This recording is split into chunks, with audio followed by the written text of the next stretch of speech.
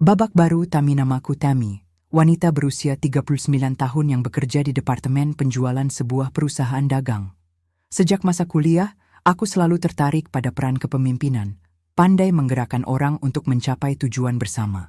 Kini aku memimpin tim sendiri dan bahkan menyaingi rekan-rekan pria berpengalaman dalam pencapaian penjualan. Aku bangga dengan dukungan dari rekan-rekan perempuan yang mempercayaiku sebagai manajer andalan. Namun setiap kali pulang ke apartemen, setelah hari yang melelahkan, tidak ada siapapun yang menungguku.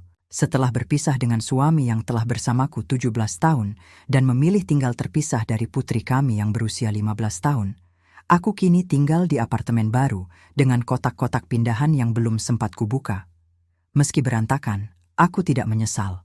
Ini adalah awal dari hidup yang baru. Dulu aku tinggal bersama suamiku, Bob, dan anak kami, Rebecca. Aku dan Bob bertemu kembali setelah lulus kuliah dan menikah setelah 2 tahun berpacaran. Ia dulu bekerja di perusahaan percetakan, kemudian beralih menjadi desainer web freelance yang bekerja dari rumah.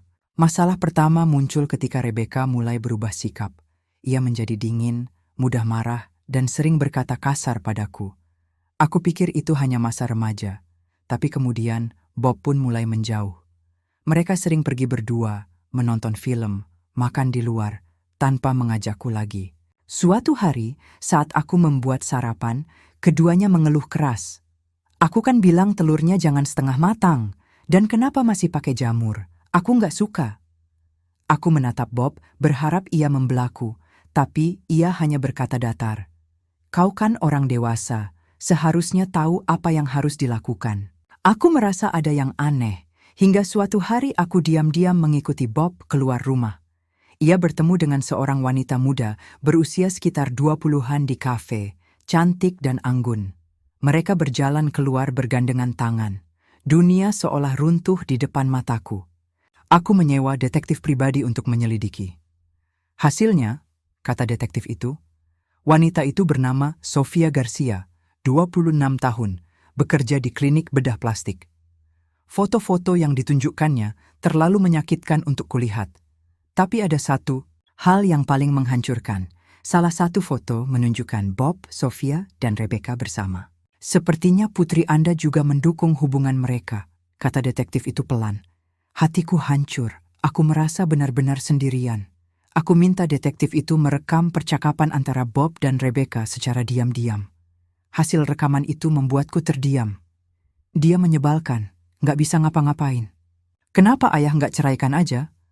Sofia kan sabar, tapi kalau langsung cerai, uangnya hilang. Kita tarik dulu uang sebanyak mungkin baru cerai. Aku mendengar dengan dada bergetar. Mereka berencana memanfaatkanku demi uang. Malam itu aku menangis di bawah pancuran air panas, lalu membuat keputusan. Cukup sudah. Aku menyiapkan segalanya dengan tenang, pindahan, surat cerai, dan dokumen-dokumen keuangan. Bahkan saat hari kelulusan Rebecca tiba, aku tetap tenang. Ia meminta uang $400 untuk merayakan kelulusan bersama ayahnya dan teman-teman. Aku memberinya uang itu, untuk terakhir kalinya. Hari itu aku memindahkan seluruh barang ke apartemen baru dan meninggalkan surat cerai di meja rumah lama. Beberapa hari kemudian Bob menelpon panik. Tami, kamu di mana? Apa maksud semua ini? Kamu lihat suratnya kan? Itu cukup jelas. Jadi, kamu tahu soal perselingkuhanmu? Tentu saja. Aku juga tahu semua rencanamu. Aku memutus panggilan dan mematikan ponsel. Kami akhirnya bertemu di kafe, tempat yang sama di mana dulu ia bertemu Sofia. Bob datang bersama pengacaranya, tapi aku juga membawa pengacara sendiri. Aku memutar rekaman suara yang menunjukkan percakapan dirinya dan Rebecca. Wajah Bob langsung pucat. Jika Anda tidak mau menandatangani surat cerai, kami akan ajukan ke pengadilan, kata pengacaraku tegas.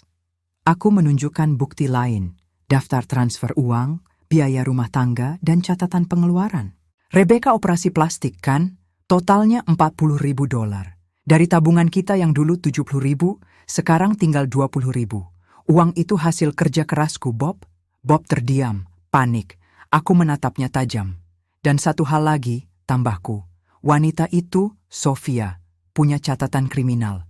Kasus penipuan, Kau dijebak. Wajah Bob makin pucat. Ia memohon pinjaman uang, tapi aku hanya berdiri dan berkata dingin, "Tidak akan pernah lagi." Setelah itu kehidupannya jatuh. Bob tak mampu membayar sewa apartemen. Rebecca harus bekerja paruh waktu dan mereka hidup pas-pasan. Ia masih berutang padaku untuk uang tunjangan, dan aku memberinya waktu mencicil karena kukasihani.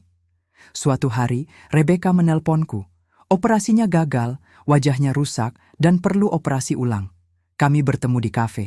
Ia mengenakan perban di wajah, dan kali ini berbicara dengan nada yang benar-benar tulus. "Maaf, Mom, atas semua yang sudah kulakukan. Aku hanya tersenyum kecil. Tidak apa, tapi jangan berharap uang lagi dariku." Ia mengangguk, lalu pergi dengan tenang. Itulah awal kehidupanku yang sekarang. Tenang, mandiri, dan tanpa beban. Beberapa bulan lalu, aku melihat Bob di jalan, mengenakan pakaian kerja bangunan, wajahnya kusam dan mata sayu. Aku nyaris tak mengenalinya. Tapi itulah akibat dari perbuatannya sendiri. Kini aku benar-benar percaya, hidup bukan soal penampilan atau uang, tapi tentang harga diri dan keberanian untuk memulai lagi.